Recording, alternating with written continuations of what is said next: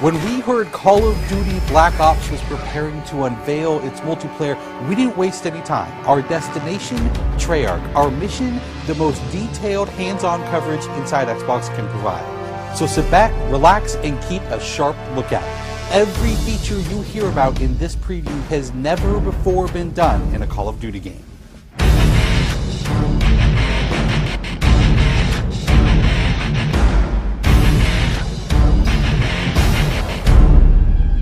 We begin where the multiplayer trailer for Black Ops left off, with theater mode.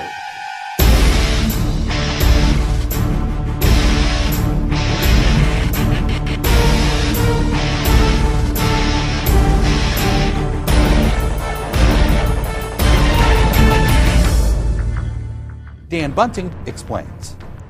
You can switch the camera from any player's perspective in both first person and third person. You can detach the camera and go into free cam mode, which allows you to fly anywhere on the map, basically. It's really interesting when you pause the game and go into free cam, you just see all the particle effects just in their full glory, just frozen in time, and it makes some really awesome footage. We really want to give players the tools to be creative, make their own machinima, make their own highlight reels. Maybe they're really competitive clans that want to just capture the films from their matches and then go back and analyze what the other team did or whatever. Also brand new to Call of Duty is Black Ops' new currency system. We put the currency system into Black Ops multiplayer principally because we felt like it'd be a very interesting way to engage with all the unlocks that you've been getting. So one of the things that's really fun about currency is instead of being specifically told at a specific level what you're going to get, we're unlocking features by level, but then once the feature is unlocked, you can purchase any component of that feature with the currency directly. Of course, when you got a little currency jingling in your virtual pockets, nothing feels better than putting it on the line against your fellow players.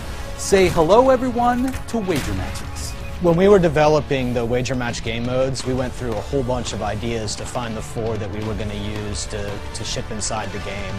And really, if it wasn't people screaming in joy and frustration when they were sitting around the office playing, it wasn't good enough to be a wager match. Wager matches are all free-for-all modes, and they exist separately from the standard playlist. They include game modes like Gun Game, where you're in a race to score a kill with 20 different weapons, beginning with pistols and advancing through ever more explosive weaponry. It's extremely rewarding for us as a design team to put something up there that people are reacting to really well and that's slightly different than what they get, and everyone loves the core game, and you have to be very careful when you're finessing the core mechanics of the game. But wager matches let us kind of get our creativity flowing and do some things that you're not normally used to, and then spin them up in unique ways and combine things in ways that you haven't seen before, that you never really thought of, and that wouldn't be appropriate for the core game but are completely appropriate for wager matches. While the classic Call of Duty challenge system is still very much in place, Black Ops is also adding a new feature called contracts. Right, so if you're using the contract system, you actually have to put up a little of your own currency in order for a bigger payday. And depending on the contract, some contracts pay XP, some pay more currency, some pay both. But they're all time limited, and it's game time limited, so you have to go to work to accomplish that contract within the time period in order to get paid. It's different from the challenges, in so much that the challenges some players like to use very aggressively, and they map out their path through the challenge system in order to maximize their XP gains, in order to level faster. And then a whole nother set of players uses the challenges sort of passively. They're there, when you get them they feel good, but contracts gives you a way to directly engage with the content inside the game. It says, hey, I'm an SMG guy, I want SMG based contracts, I'm going to chase my contracts and I'm going to get paid. And that's fun. Another focus for Black Ops is player customization, including things like unlockable face paint, unique perk-specific character models, and a whole lot of weapon customization.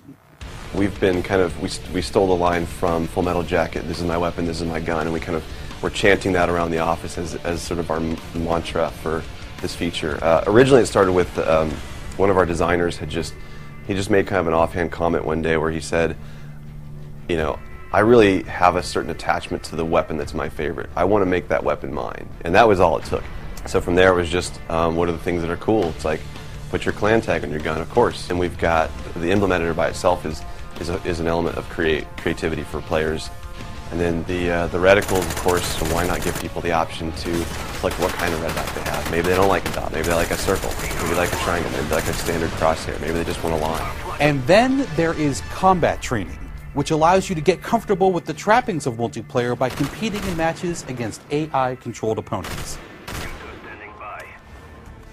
You know, it's our hope that combat training can convert people who are largely single-player gamers who might have, dabbled around in multiplayer but never made that leap to playing online, and give them kind of this experience where they can get familiar with the mechanics and features and systems that multiplayer has, but they can do so at their own pace, they can do so without someone screaming in their ear what a noob they are, and practice up and then join the competitive fold. Experienced players could use combat training to practice up on a particular weapon, a particular tactic, or a particular map. So we think it appeals to both audiences, but most directly, it was designed to help new players get into the mix.